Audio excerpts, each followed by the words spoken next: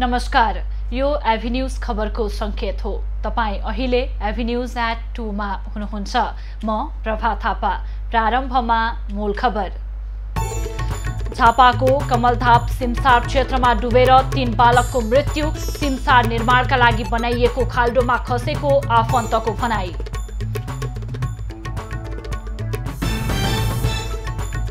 पर्सामा उपचारका क्रममा मृत्यु भएका एक पुरुषमा कोरोना संक्रमण पुष्टि। 2 चिकित्सक सहित थप 17 जनामा देखियो संक्रमण।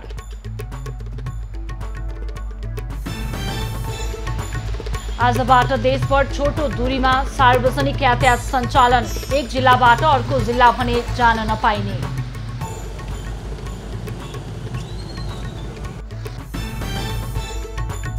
पृथ्वी राजमार्ग आज पनि सञ्चालनमा आउने सम्भावना न्यून। बाढीले भत्काएको मौवा खोलाको पुल मर्मत जारी। समय अगाडिसम्म यहाँ 100 जना सेनाहरूले पनि काम गरिराख्नु भएको। र विश्वभर कोरोना संक्रमितको संख्या 1,53,00,000 नाग्यो। भारतमा एकै दिन 45,000 भन्दा बढी संक्रमित थपिए।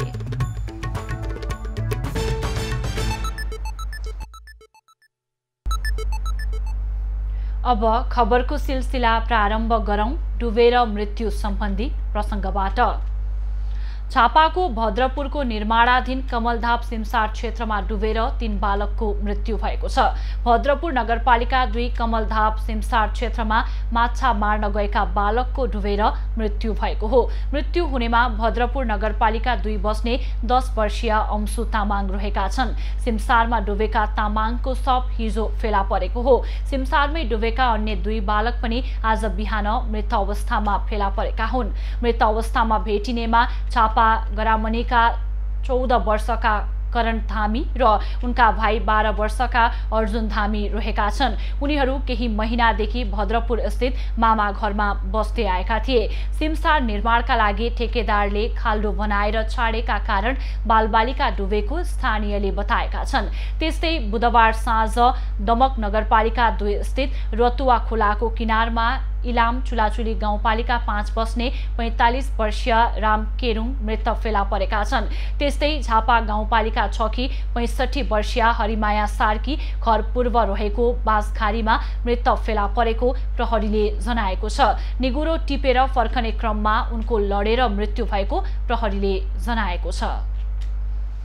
कोरोना संक्रमणबाट पर्सामा 1 जनाको मृत्यु भएको छ। मृत्यु हुनेमा वीरगञ्ज माइस्थानका 70 वर्षीय पुरुष रहेका छन्। यो सँगै नेपालमा कोरोना संक्रमणबाट ज्यान गुमाउनेको संख्या 43 पुगेको छ। नारायणी अस्थायी कोभिड अस्पतालमा उपचारका क्रममा मृत्यु भएका पुरुषमा संक्रमण पुष्टि भएको हो। यसैबीच पर्सामा थप 17 जनामा कोरोना संक्रमण पुष्टि भएको छ। संक्रमित हुनेमा चिकित्सक र अस्पतालमा उपचारका लागि भर्ना भएका बिरामी समेत छन्। नारायणी अस्पतालमा गरिएको स्वाब परीक्षणमा 2 जना चिकित्सक, 2 जना बिरामी लगायत 17 जनामा संक्रमण पुष्टि भएको हो। संक्रमितहरूमध्ये 13 जना पुरुष र 4 जना महिला रहेका छन्। संक्रमित हुनेमा सुक्खा बन्दरगाहमा कार्यरत 2 जना, 1 जना ट्रक चालक र 1 जना विद्यार्थी छन्। संक्रमण पुष्टि भएका सबैजना क्वारेन्टिनमा नबसेका व्यक्ति हुन्। संक्रमितहरू 15 देखि 85 वर्षसम्म उमेरका छन्। संक्रमित सबैको साउन 6 गते स्वाब संकलन गरिएको थियो। कोरोनासँग मिल्दो लक्षण देखिएपछि उनीहरू परीक्षणका लागि अस्पताल गएका थिए। 2 दिन यता पर्सामा सो इच्छाले परीक्षण गराउने 24 जनामा कोरोना संक्रमण पुष्टि भएको छ। कोरोना भाइरस संक्रमण तीव्र रूपमा फैलिएपछि सप्तरीको राजविराज नगर क्षेत्रमा आजदेखि अनिश्चितकालका लागि निषेधाज्ञा जारी गरिएको छ। बिहान 5 बजेदेखि लागू हुने गरी अर्को आदेश नहुन्जेलसम्म नगर क्षेत्रलाई निषेधित क्षेत्र तोकेर निषेधाज्ञा जारी गरिएको हो। जिल्ला संकट व्यवस्थापन समितिले समुदाय तहमा कोरोना भाइरस संक्रमण फैलिएको देखिएपछि अत्यावश्यक काम बाहेकका सम्पूर्ण आवत जावत रोक्ने निर्णय गरेको हो। त्यस्तै सवारी साधन पसल बन्द रहने जिल्ला प्रशासन कार्यालयले जनाएको छ। गत साउन 1 गते राजविराज 6 निवासी 73 वर्षीय एक व्यापारीको संक्रमणबाट मृत्यु भएको थियो। उनको सम्पर्कमा आएका परिवारका सदस्य र छिमेकी सहित 13 जनामा संक्रमण पुष्टि भएपछि प्रशासनले सतर्कता अपनाएको हो। हालसम्म मृतकसँगको सम्पर्कबाट 22 जनामा संक्रमण पुष्टि भएको छ। उनको सम्पर्कमा आएका अस्पतालका कर्मचारीमा पनि संक्रमण देखिएको छ। बुधबारसम्म सप्तरीमा 404 जनामा कोरोना संक्रमण पुष्टि भएको छ। आजबाट देशभर सार्वजनिक यातायातका साधन सञ्चालनमा आएका छन्। बिहानैबाट काठमाडौँ उपत्यका लगायत देशैभर छोटो दूरीमा सार्वजनिक सवारी साधन गुड्न थालेका हुन्। सरकार र महासङ्घबीच भएको सहमति अनुसार यातायातका साधन सञ्चालन गरिएको व्यवसायीहरूले बताएका छन्। महासङ्घमा आबद्ध बाहेकका व्यवसायीले यसअघि नै सार्वजनिक यातायात सुचारू गरिसकेका छन्।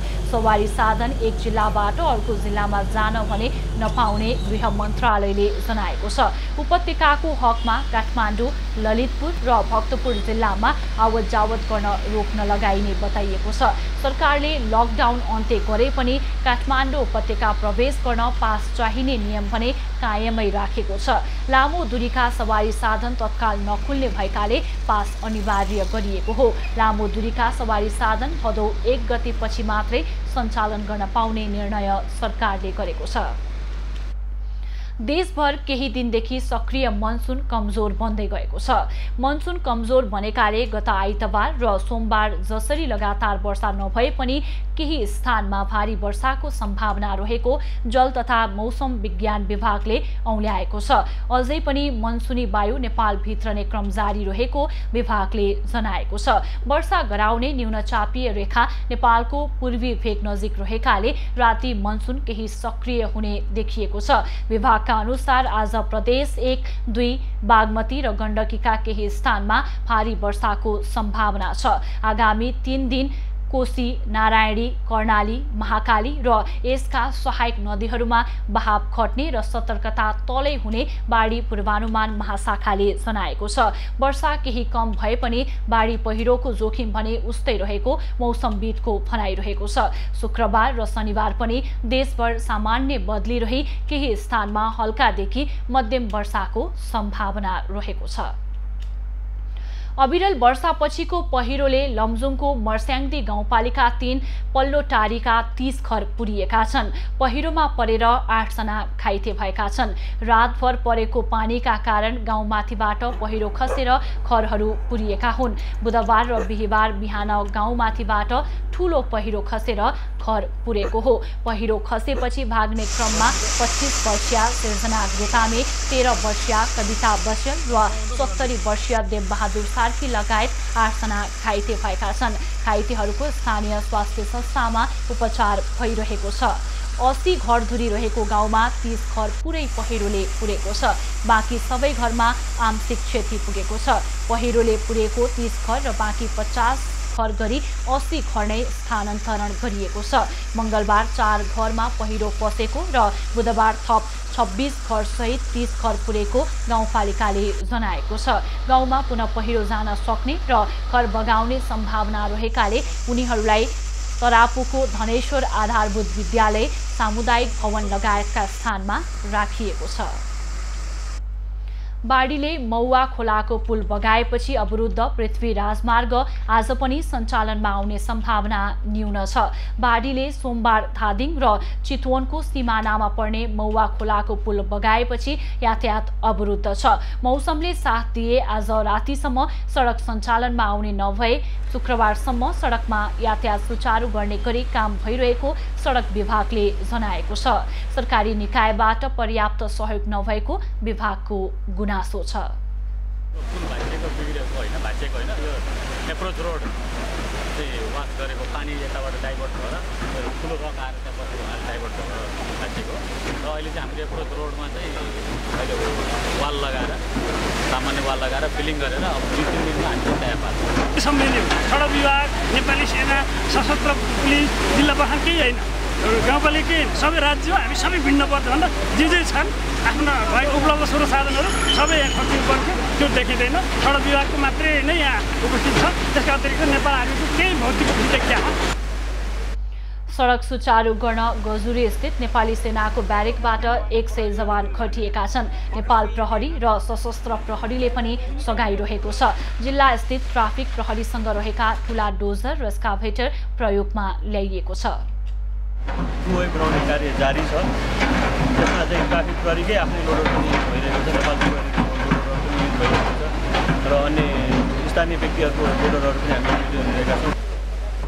पुल मर्मतका लागि सडक विभागका साथै नेपाली सेनाको टोली समेत परिचालन भइरहेको छ। स्थानीय तहले पनि सडक सुचारू गर्नका लागि सहयोग गरिरहेको छ। गराउनका निम्ति राज्यका सबै अङ्गहरू, सुरक्षा निकाय, सडक विभाग, स्थानीय सरकार सबैको नागरिक सबैको सक्रिय सहभागितामा जुन काम भइरहेको छ। केही समय अगाडिसम्म यहाँ 100 जना सेनाहरूले पनि काम गरिराख्नु भएको थियो र अहिले पनि यहाँ 40 जना मजदुरहरूले काम गरिराख्नु भएको छ। अहिले हामी उहाँहरूलाई 10 बजेसम्म गराउँछौँ। पुलले बगाएको भागमा जग खनेर ग्याबिन जालीमा ढुङ्गा भर्ने काम भइरहेको छ। त्यसमा स्थानीय युवा समेत खटिएका छन्। राजमार्गमा पहिरोसँगै झरेका ढुङ्गालाई नै प्रयोगमा ल्याएर पुल पनि मर्मत भइरहेको छ। अविरल वर्षाका कारण सोमबार राजमार्गका अन्य स्थानमा गएको पहिरो भने सडक कार्यालयले हटाइसकेको छ। गजुरीको मलेखुदेखि बेनीघाटसम्म र जोगीमारादेखि मौवा खोलासम्मका 1 दर्जन पहिरो पन्छाइएको हो। अविरल वर्षापछि खसेको पहिरोले मध्य पहाडी लोकमार्गको बागलुङ खण्ड अवरुद्ध हुँदा दर्जनौं सवारी साधन र सयौं यात्रु अलपत्र परेका छन्। बागलुङ नगरपालिका वडा नम्बर 3 बोक्सेमा पहिरो जाँदा मंगलबार रातिदेखि लोकमार्गमा सवारी आवत जावत ठप्प छ। विशेष खबरको साथमा plumber CPVC Pipes and fittings विश्वास प्लम्बिङ को शिवम सिमेन्ट शुभ आरम्भ शिवम सँग।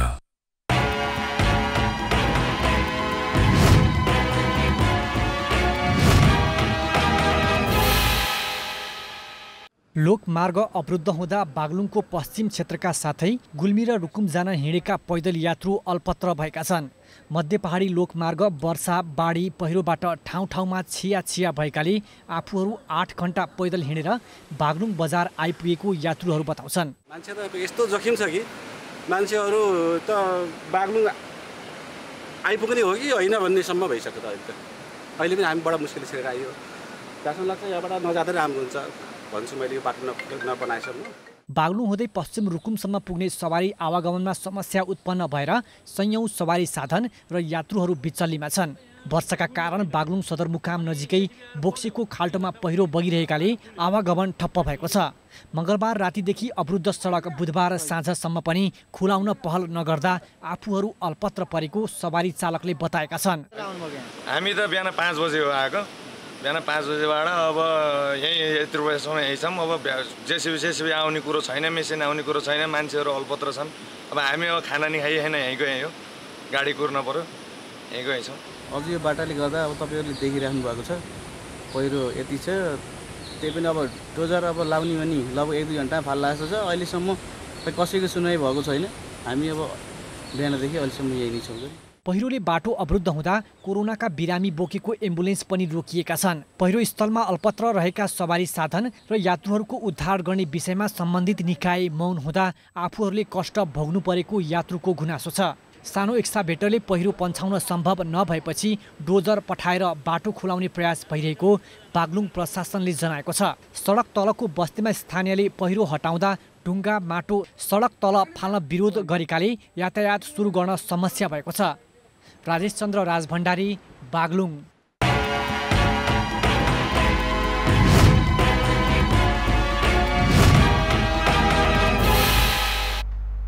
सङ्खुवा सभाको सिलिचोङ गाउँपालिका वडा नम्बर 1 बेसिन्दाका 9 घर बगाउँदा बेपत्ता 11 जना अझै फेला पर्न सकेका छैनन्। पहिरोमा घाइते भएका मृतकका परिवार र विस्थापित भएकाहरूलाई भने विभिन्न सङ्घ संस्थाबाट सहयोग जुट्ने क्रम जारी छ। बेसिन्दा पहिरोमा 9 घर बगेपछि पहिरोको उच्च जोखिममा परेका सिलेचौं गाउँपालिकाका 104 घर परिवारलाई तत्कालका लागि विभिन्न स्थानमा स्थानान्तरण गरिएको छ। बेसिन्दाका विस्थापित 86 घरमध्ये 29 परिवार सिसुवाटारको बुधबारे र 57 परिवारलाई चित्रेमा राखिएको छ भने चेप्चेवाका 18 विस्थापित परिवारलाई सिलेचौंकै पौघुमटारमा सारिएको छ। पहिरोमा घाइते भएका मृतकका परिवार र विस्थापितहरूलाई सहयोग गर्न राजनीतिक दलदेखि विभिन्न सङ्घ संस्थाहरू सहयोग सङ्कलनमा जुटेको छ। नेपाली काङ्ग्रेस जिल्ला कार्य समिति सङ्खुवा सभाले नेपाली काङ्ग्रेस प्राकृतिक विपद राहत कोष सङ्खुवा सभा स्थापना गरेर सहयोग सङ्कलन गरिरहेको छ। निरु तामाङ बस्नेतको संयोजकत्वमा बनेको समितिको राहत कोषमा हालसम्म 5 लाख बढी राहत सङ्कलन भइसकेको छ। यसअघि पुनर्स्थापना गरिएका परिवारका लागि 68,000 मूल्य बराबरको विद्युतका सामग्री सहयोग गरिसकिएको र राहत कोषमा सङ्कलित रकम विस्थापित परिवार पुनर्स्थापनाका लागि सहयोग गरिने नेपाली काङ्ग्रेस प्राकृतिक विपद राहत कोष समितिका संयोजक निरु तामाङ बस्नेतले जानकारी दिए। सङ्कलित रकमहरू चाहिँ सिलिचौं गाउँपालिकालाई नै लक्षित गरेर चाहिँ त्यो रकम सङ्कलन भएको छ। त्यो भएको हिसाबले गर्दाखेरि हामी 60, 70, 80% चाहिँ हामीले त्यहाँ गर्छौँ। अन्य ठाउँमा पनि क्षति हुन सक्ने भएको कारणले गर्दाखेरि हामीले त्यो सङ्कलित रकमलाई चाहिँ अन्यत्र पनि यो सबैसँग सरसल्लाह गरेर पार्टीका शीर्ष नेता हाम्रो सबैजनासँग सल्लाह गरेर चाहिँ हामी अगाडि बढ्नेछौँ। यता सिलेचौं गाउँपालिका समन्वय समिति काठमाडौँले पनि सहयोग सङ्कलन गरिरहेको छ। पहिरो पीडितहरूका लागि भन्दै उक्त समितिले हालसम्म 6 लाख बढी रकम सङ्कलन गरेको जनाएको छ। देश विदेशमा रहेका दाताहरूबाट रकम सङ्कलन भइरहेको सिलेचौं गाउँपालिका समन्वय समिति काठमाडौँका अध्यक्ष सम्यगान्त कुलुङले बताए। अब अहिलेसम्म चाहिँ ठ्याक्कै हाम्रो देश विदेशबाट सहयोगी मनहरूले हाम्रो अभियानलाई विश्वास गरेर लगभग टेन्टेटिभ 6 लाखको हाराहारीमा सङ्कलन भइसकेको छ र सङ्कलन हुने क्रम पनि जारी छ र फेरि पनि देश विदेशमा हामी जहाँ जहाँ छौँ यहाँहरूलाई यो एउटा महान र पुण्य कामको लागि सहयोग गरिदिन हुनको लागि पनि म हार्दिक अनुरोध गर्न चाहन्छु। यसअघि प्रदेश सरकार मार्फत त्रिपाल, टेन्ट, आवश्यक खाद्य वस्तु लगायतका सामग्री उपलब्ध गराइसकेको छ भने पुनः राहत सामग्री उपलब्ध गराउने प्रदेश सांसद पूर्णप्रसाद राईले बताएका छन्। एभी न्यूज खबरका लागि मेघराज तामाङ, सङ्खुवा सभा। असारे र डोजरे विकास नदीजन्य पदार्थको उत्खनन तथा दोहनका कारण बाराका विभिन्न स्थानमा बाढी र डुबानबाट समस्या उत्पन्न भएको छ। चुरे क्षेत्रमा हिउँदमा हुने अवैध उत्खननको असर वर्षातमा 10 गजासम्म देखिने गरेको गुनासो स्थानीयको छ। केही दिनदेखिको अविरल वर्षाका कारण बकैया नदीमा आएको बाढीले तामागढी रतनपुर सडकको करिब 200 मिटर क्षेत्र बगाएको छ। बाढीले निजगढ नगरपालिका वडा नम्बर 8 स्थित नागमडी सामुदायिक वन समूहको वन क्षेत्रमा पर्ने सडक बगाएको हो। नदीको मूलधार सडकमा ठोकिएपछि कटानमा परेर सडक बगरमा परिणत भएको छ। सडक बगेपछि उक्त सडक भएर आवत जावत गर्ने यात्रुहरूले नेपाली सेनाले निर्माण गरेको द्रुत मार्गको प्रयोग गर्न बाध्य भएका छन्। खोला बगिरहेछ, यहाँ चाहिँ यो वन जङ्गल थियो र बाटो थियो। यो हाम्रो निजगढदेखि लालरतनपुर जोडिने बाटो थियो। त्यो चाहिँ पोहोरको बाढीले नै भत्काएको हो। त्यो बाटो यो पुरा पहिल्यै कटान भइरहेको हो र यसपालि चाहिँ जुन यो डाइभर्सन गरेर यो बाटो खोलिएको थियो, यो बाटो पनि अहिले यो वर्षको यो बाढीले कटान गर्दैछ। सरकार सँगसँगै विकासको नामहरू चाहिँ एउटा दोहन हुने एउटा प्रवृत्ति यहाँ देखिरहेको छ। यो यहाँ भन्दा पनि अहिले मैले जान पनि गएको थिएकै छु। त्यो माथि लालरतनपुर जाने बाटोमा बाटो नै अवरुद्ध हुने गरी कटान भएको अवस्था छ। बारामा अधिकांश तटबन्ध बस्ती जोगाउन एकतर्फ मात्र खोलाउँदा खोलामा आएको बाढीले जङ्गलतर्फ कटान तीव्र पारेको उक्त क्षेत्रको सडकमा पनि जोखिम बढेको छ। चुरे दोहन नरोकिँदा तराईका खेतीयोग्य जमिन बगर बन्दै गएपछि यस भेगका किसान चिन्तित भएका छन्। बाढीसँगै आएको बालुवा र माटोले धान खेती सखा पारेको छ भने खोला नियन्त्रण गरेर खेतीयोग्य जमिन जोगाउने योजना स्थानीय तहसित नहुँदा थप समस्या निम्तेको हो। हाम्रो स्रोत साधनले भ्याएसम्मको काम केही गऱ्यौँ, तर त्यो काम चाहिँ मतलब चाहिँ उपयुक्त भएन। अहिले खोलाको जुन बाढीको जुन स्पिड आयो त्यसले गर्दाखेरि त्यो उपयुक्त नभएको अवस्था छ। यसै गरी 4 कोशी जङ्गलमा काठगाउँ, हरैया, बोधन वन, पर्सौना, मधुवन, नयाँ बस्ती, सहजनाथ लगायत क्षेत्रमा 100औं बिघामा भङ्गालो पसेर बाली नष्ट गरेको छ। नदीजन्य पदार्थको उत्खनन तथा दोहनका कारण बाराका विभिन्न स्थानमा बाढीले कटान र डुबानको समस्या हुने गरेको छ। दर्शकबिन, अहिले निजगढ नगरपालिकाको 10, 11, 12 र 13 वडासँग निजगढ नगरपालिका र राजमार्गसम्म आउने एक मात्र बाटो अवरुद्ध बनेको छ, जसले गर्दा असारे विकास र डोजरे विकासमाथि नै प्रश्न चिन्ह खडा भएको छ। एबी न्यूज खबरका लागि 12 बाट इन्दिक तरडको रिपोर्ट। खबरको सिलसिला अझै जारी छ, हामीसँगै रहनुहोला। अब बाँकी खबर। उदयपुरको बेलका नगरपालिकाकी उपप्रमुख राजकुमारी चौधरीले सरकारप्रति तीव्र असन्तुष्टि जनाउँदै पदबाट राजीनामा दिने घोषणा गरेकी छन्। फेसबुकमा स्टेटस लेख्दै उनले पद पार्टीलाई हस्तान्तरण गर्ने जानकारी गराएकी हुन्। उनले जनतासँग माफी समेत मागेकी छन्।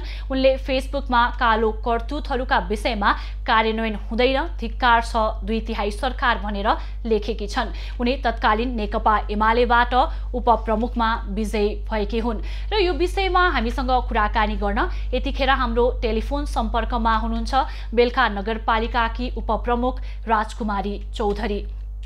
राजकुमारीजी, यहाँलाई एबी न्यूज खबरमा स्वागत छ। हजुर, नमस्ते। यहाँले सरकारप्रति तीव्र असन्तुष्टि जनाउँदै पद हस्तान्तरण गर्ने भनेर पार्टीलाई आफ्नो घोषणा पनि सुनाइसक्नु भएको छ। यो विषयमा प्रस्ताइदिनुस् न, खासमा के कुरामा असन्तुष्टि हो? खास गरी चाहिँ मैले चाहिँ अब 1.5 वर्षदेखि मैले चाहिँ यो कुरा उठाएको हो।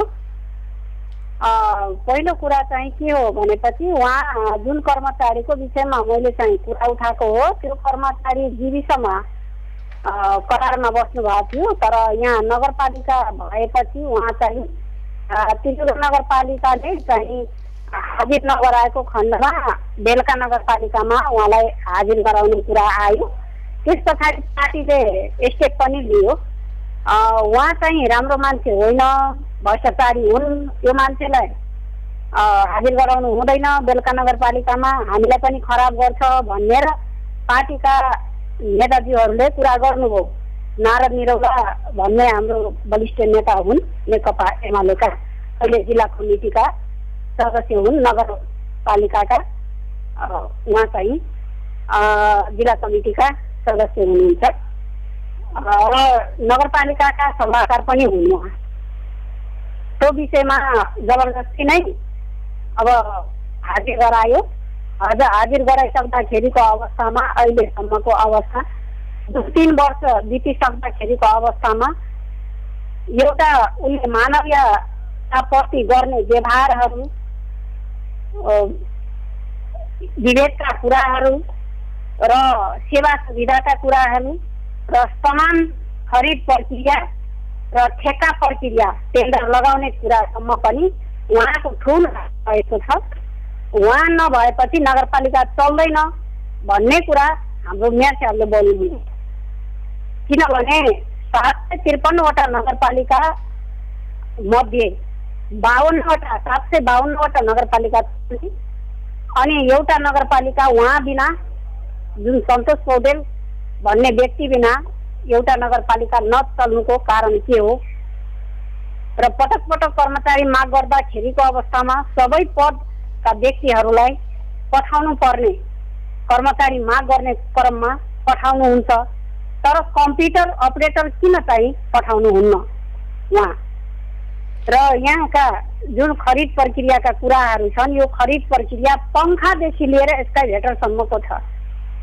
यहाँ खोज्यो भने धेरै हुन्छ। कम्प्युटर अपरेटर सहायता राजकुमारीजी, यदि साँच्चीकै आर्थिक अनियमिततासँग जोडिएको कुरा हो भने नगरपालिकाले कारबाहीको कुरा गरेन, एउटा पाटो भयो। यदि यस्तो भइराखेको छ र सुनवाई भएन भनेर आफूले पदबाट राजीनामा दिनु उपयुक्त हो र यो त जनमतको पनि अपमान गरेको पनि एक प्रकारको देखिन्छ नि, यसमा चाहिँ के भन्नुहुन्छ यहाँ?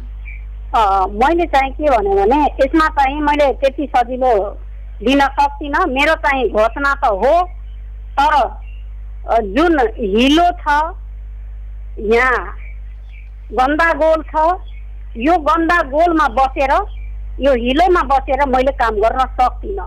त्यस कारणले मैले चाहिँ जनतालाई जानकारी गराएर मैले यो सार्वजनिक गरेको हो।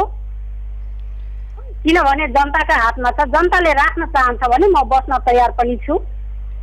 तर मैले यो जनतालाई जानकारी गराउनको लागि यसो हुँदैछ है, किनभने जनताले मलाई सबै प्रमाणहरू हातमा दिँदाखेरि पनि मैले पटक पटकको कार्यपालिकाको बैठकमा राख्दाखेरि एक शब्द पनि मेयर साहबले बोल्नु भएको छैन। यहाँको मेयरसँग नै असन्तुष्टि हो या अन्य, यो विषयमा चाहिँ प्रष्ट रूपमा भनिदिनुस् न। अलि सुनिएन टावर हजुर। यहाँको मेयरसँग नै प्रष्ट रूपमा चाहिँ असन्तुष्ट व्यक्त भएको हो या यो कुरामा चाहिँ के छ, अलिकति प्रष्टै रूपमा भनिदिनुस् न, हामीलाई पनि सजिलो होस् बुझ्नलाई। मेयरसँग के असन्तुष्ट रह्यो भने उहाँलाई संरक्षण गर्नु हुँदैन। मेरो असन्तुष्ट किन असंरक्षण गरिरहेको छ, संरक्षण गरिरहनु हुँदैन, किनभने आम जनताले आम पब्लिकले सबै यो कुराहरू उठाएर हातमा यत्रो प्रमाण दिए तापनि के कारण चुप्लाएर बस्नुहुन्छ। यहाँको कुराकानीमा हामीले के बुझ्यौँ भने कर्मचारीलाई बचाउन मेयर नै लागि पर्नु भयो भन्ने पनि बुझियो। यहाँले भन्न खोज्नु भएको ठ्याक्कै त्यही हो। हजुर, संरक्षण किन गर्नु त, त्यसैलाई करारको कर्मचारीहरू उहाँलाई त निकाल्न पनि सकिन्छ। करारको चाहे कम्प्युटर अपरेटरको मान्छे 2 महिनासम्म हाजिर नगर्नु अनि हाजिर भएको ठाउँमा पनि काज लेख्नु, महिनामा 10 दिन 8 दिनसम्मको काज भएका छन्। यो के हो कर्मचारीको? यो कहाँ कम्प्युटर अपरेटर साहेब कहाँ जान्छन् फिल्डमा र ऊ काज लेख्छ? 7 दिन 8 दिनसम्म 2 महिनासम्म हाजिर खाली।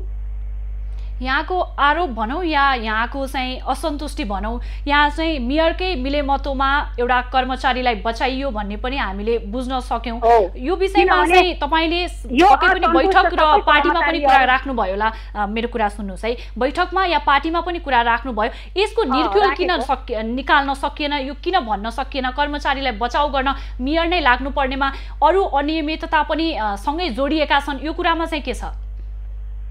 यो कुरामा मैले के भन्ने भने अब पार्टीका कार्यकर्ताजीहरूले नेताजीहरूले सचिवालयबाट निर्णय मैले लिखित दिइसकेपछि लिखितमा निर्णय 100% को मतबाट निर्णय भएको छ। तर निर्णय गर्दाखेरिको अवस्थामा बुझायो कार्यपालिका या बुझाएन। हामीले बैठक कार्यपालिकाको बैठकलाई पर्खेको, कार्यपालिकाको बैठकमा खोज्दाखेरिको अवस्था दिएको छैन। लिखितमा आइन्जेलसम्म केही पनि गर्न सकिँदैन मेयर साहबको भनाइरह्यो।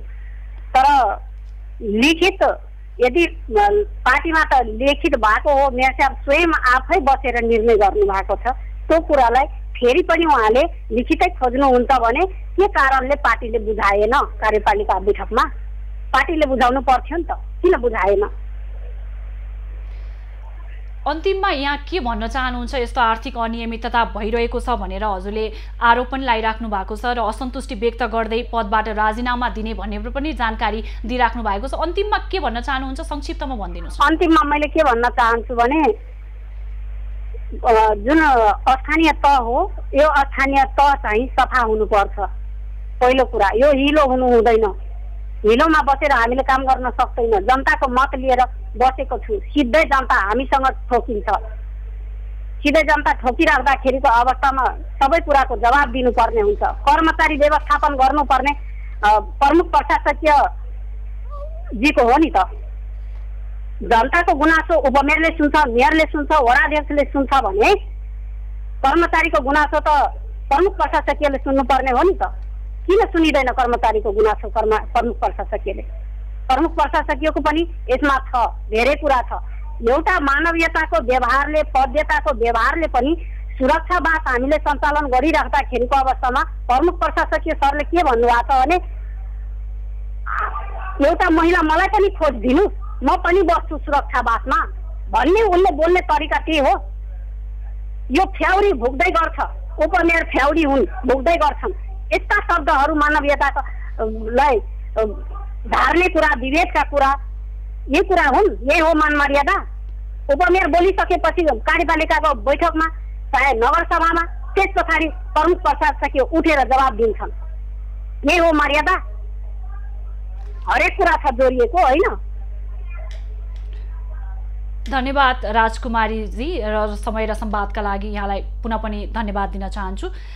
उदयपुरको बेलका नगरपालिकाकी उपप्रमुख राजकुमारी चौधरीले सरकारप्रति तीव्र असन्तुष्टि जनाउँदै पदबाट राजीनामा दिने घोषणा गरेकी छन् र उनले नगरपालिकामा कर्मचारीको विषयमा 1.5 वर्षदेखि विवाद हुँदै आएको र त्यसमा पनि सुनवाई नभएको, भ्रष्टाचार लगायत अन्य कुरामा पनि अनियमितता भएको, मेयर नै कर्मचारी बचाउमा लागेको भनेर पनि आरोप लगाइराख्नु भएको छ भने औपचारिक रूपमा राजीनामा आफूले नदिइसकेको र जनता आफ्नो पक्षमा रहेको र जुन हिलो छ त्यो हिलो हट्नुपर्छ भनेर पनि हामीलाई जानकारी गराउनु भएको छ उपप्रमुख बेलका नगरपालिकाका उपप्रमुख राजकुमारी चौधरीजीले। अब बाँकी खबर। नेपाली बजारमा सुनको भाउले आज पनि नयाँ कीर्तिमान कायम गरेको छ। छापावाल सुनको भाउ एकै दिन प्रति तोला 500 रुपैयाँले बढेर 94,500 मा कारोबार भएको हो। बुधबार पनि सुन प्रति तोला 1,300 रुपैयाँले बढेर 94,000 रुपैयाँमा कारोबार भएको थियो। यस्तै तेजाबी सुनको भाउ पनि तोलामा 500 रुपैयाँले नै बढेर 95,065 रुपैयाँमा कारोबार भएको छ। यस्तै चाँदीका मूल्य पनि प्रति तोला 10 रुपैयाँले वृद्धि भएर 1,145 पुगेको छ। अन्तर्राष्ट्रिय बजारमा सुनको भाउ बढेको र कोरोना संक्रमणका कारण सुनमा लगानी गर्नेहरू बढेपछि त्यसको असर बजारमा देखिएको हो।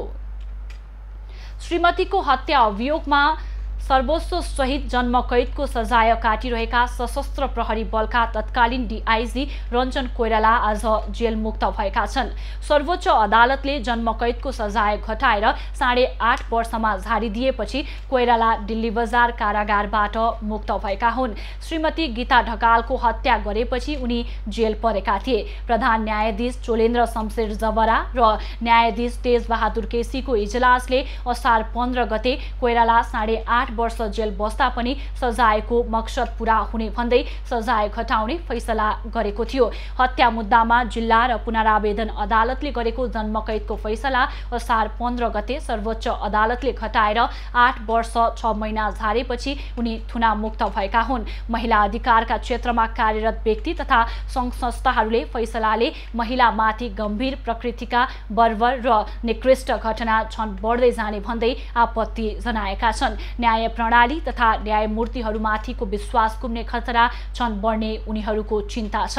कोइरालाले 2068 पुस 27 गते खरायसी विवादमा श्रीमतीको हत्या गरेका थिए। उनलाई काठमाडौँ जिल्ला अदालतले 2071 वैशाख 7 मा सर्वोच्च सहित जन्मकैदको फैसला गरेको थियो। सो फैसला पुनरावेदन अदालत पाटनले 2072 मङ्सिर 23 मा सदर गरेको थियो।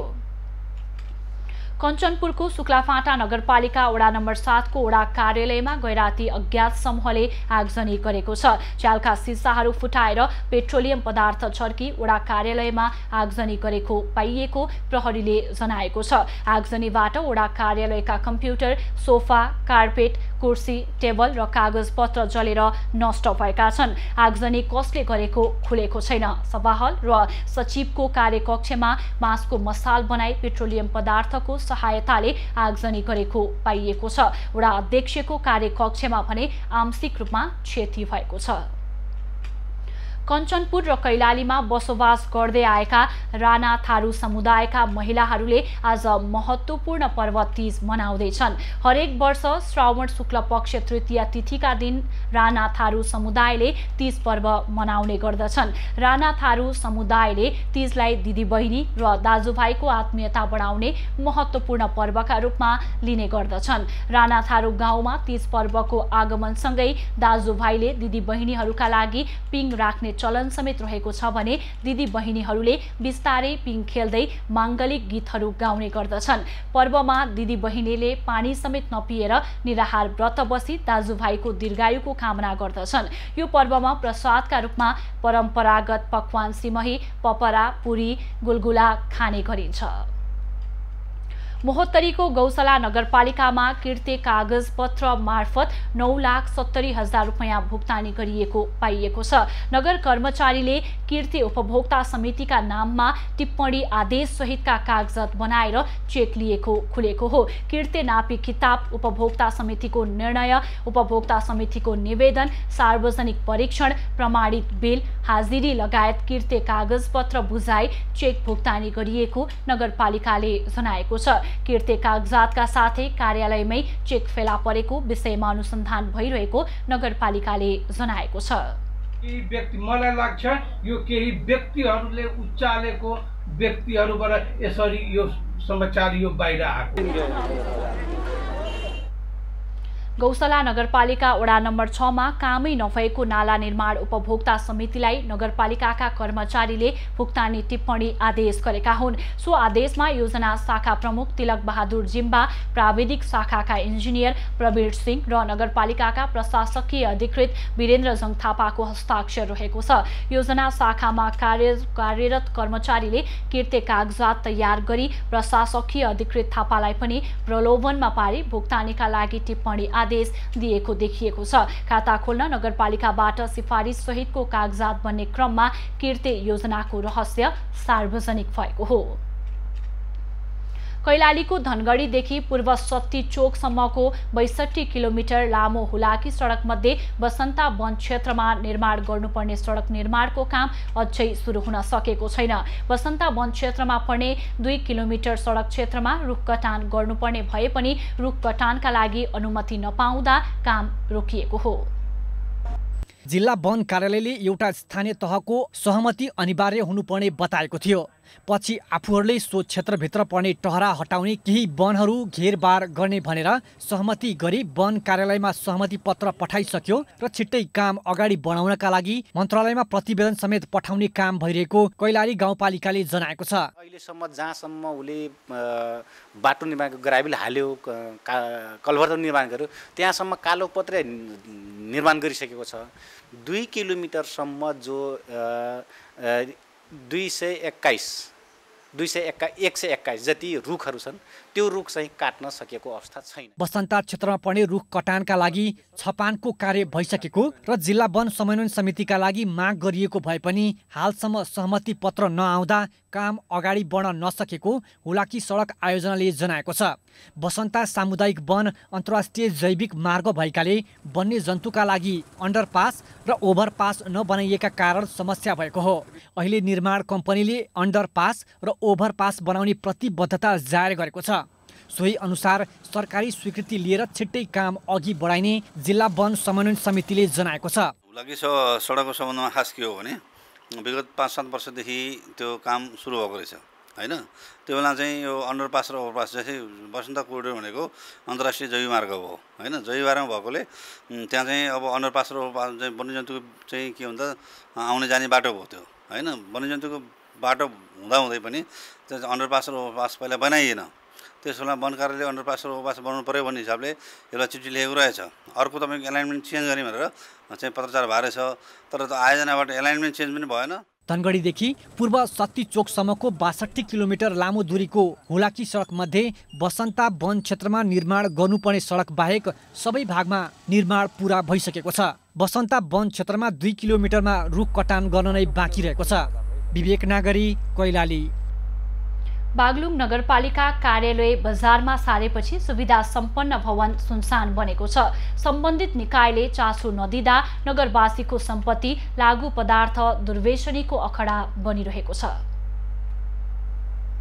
बागलुङ नगरपालिकाले बागलुङ नगरपालिका वडा नम्बर 3 रातामाटामा भएको सुविधा सम्पन्न भवनबाट सेवा दिँदै आएको कार्यालय सेवाग्राहीलाई पाएक नपरेको भन्दै बजारमा सारेपछि करोडौंको संरचना अलपत्र परेको छ। स्थानीय तहमा जनप्रतिनिधि निर्वाचित भएर आएसँगै नगरवासीहरू नगरपालिकाको सेवा लिन गाह्रो भएको भन्दै गुनासो आएपछि नगरपालिका कार्यालय रातारात सदरमुकाम सारिएको थियो। नगरपालिका कार्यालय बजारमा सरेपछि नगरको करोडौं रुपैयाँ सकेर निर्माण गरेको भवन यति बेला अल्पत्र बनेको छ।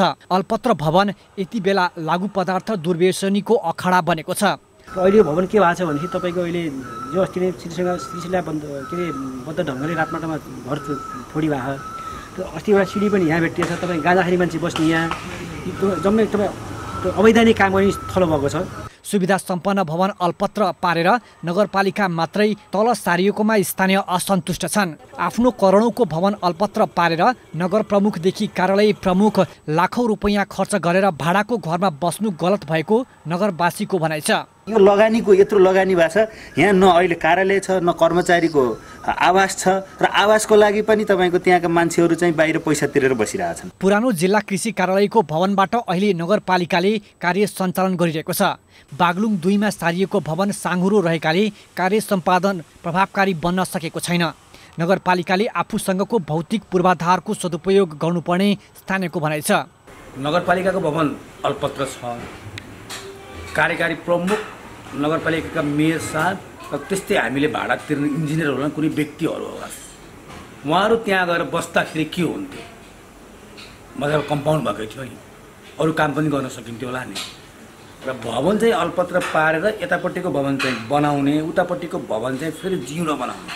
नगरपालिकाले प्रयोगविहीन भवन रेखदेख गर्न कर्मचारी खटाए पनि उनीहरू त्यहाँसम्म पुग्ने गरेका छैनन्। नगरपालिकाले भने खाली रहेको भवनमा कृषि कलेज खोल्ने तयारी भइरहेको जनाएको छ। नागरिकहरूलाई सेवा प्रवाह गर्न पनि आउन जान सहज हुनुपर्ने अवस्था भएका कारणले विगत वर्षमा गत 1 वर्ष अगाडिदेखि हामी बजारमा सारेका छौँ अफिस।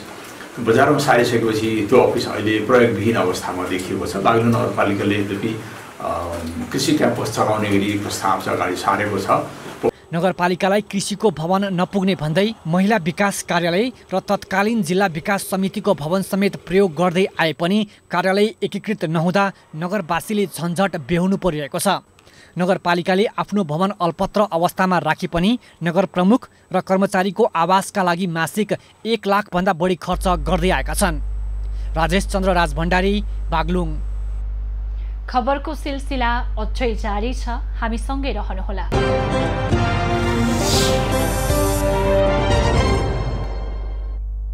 यति बेला देशभर आंशिकदेखि सामान्य बदली रही बागमती प्रदेश, गण्डकी प्रदेश र प्रदेश 5 का केही स्थानहरूमा हल्का वर्षा भइरहेको छ। अपराह्नपछि देशभर सामान्य बदली रही प्रदेश 1, प्रदेश 2, बागमती, गण्डकी र प्रदेश 5 का केही स्थानमा भारी वर्षाको समेत सम्भावना रहेको जल तथा मौसम पूर्वानुमान महाशाखाले जनाएको छ। काठमाडौँ उपत्यकाको आजको अधिकतम तापक्रम 26 डिग्री सेल्सियस र न्यूनतम तापक्रम 20 डिग्री सेल्सियस बीच रहने अनुमान छ। आज सूर्योदय बिहान 5:22 भयो भने सूर्यास्त साँझ 6:57 हुनेछ। आज देशभरको मौसम कस्तो रहला त हेरौं देशका विभिन्न स्थानको अनुमानित मौसमी अवस्था।